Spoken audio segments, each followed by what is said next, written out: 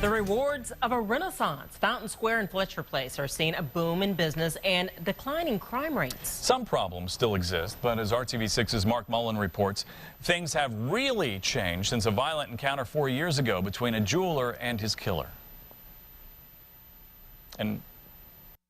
It was an April afternoon in 2010. A jewelry shop owner trying to make an honest living died at the hands of a robber trying to make a quick buck. Historic Fountain Square area typically doesn't experience violence like that, especially a very bold and brazen robbery and murder in the middle of the day like that. David Pettigo's own gun used against him in his murder. At the time of his arrest, Pettigo's killer, Michael Inman, had 9 rings in his pocket from the jewelry store. Pettigo's death is a story not forgotten by police or the people who live and work in this part of the city. They grew up around here and grew up with him. He had been here since he was 16 years old. And they've gotten to know him, you know, and first name basis, and he recognized them, of course, because he'd been here forever. And people finally get the nerve to come back in. Gus Mascari Sr. now owns the jewelry store that was once Pettigo Jewelers, which, by the way, had been around since 1946. Did some cosmetic renovations on the place and reopened under Bova County Jewelers. He runs the place with his son, Gus Jr. We changed watch batteries, resized rings.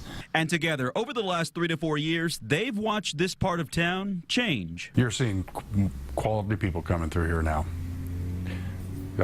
Eating, dining, entertainment. Mascari credits in part the construction of the cultural trail and the restaurants that have popped up along it for bringing more people and fewer criminals.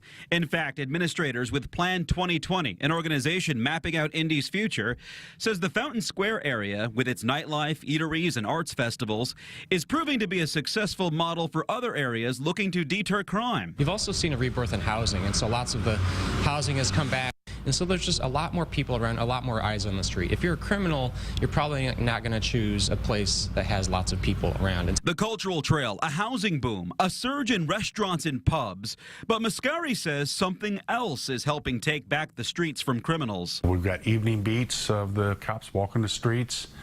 Not that they're because of the crime, it's just because of the issue of the presence of the police. And in fact, IMPD's Southeast District headquarters is just a couple of blocks away from Bova County Jewelers and the heart of Fountain Square. We need to have a safe environment, so people need to feel safe when they go out in these areas. So we have increased our patrols. We've increased our bike patrols. Violent crimes against people may be down in this area. Police say, however, property crimes and car break-ins are still an issue. Despite feeling safe, the Mascaris are still taking measures to keep criminals back. They have security cameras, an alarm system, and guns. Won't hesitate to use our measures, you know, as far as the hold-up alarms, and the cameras, of course, are you know, a great deterrent. But I've yet to see anyone come in here that was suspicious. We feel 100% safe. A testament that long-standing business tradition, along with community policing and a cultural rebirth, are working in tandem to restore safety and peace of mind years after a tragedy shook a neighborhood. In Indy's Fountain Square, Mark Mullins, RTV6.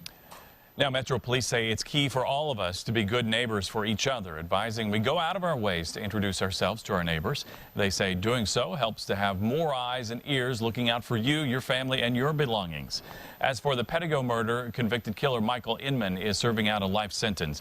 His case came up for appeal this year. Continuing our coverage of Our Streets, Our Stories, and another effort making a difference in the Fountain Square area, a food pantry located in the community court building on Virginia Avenue.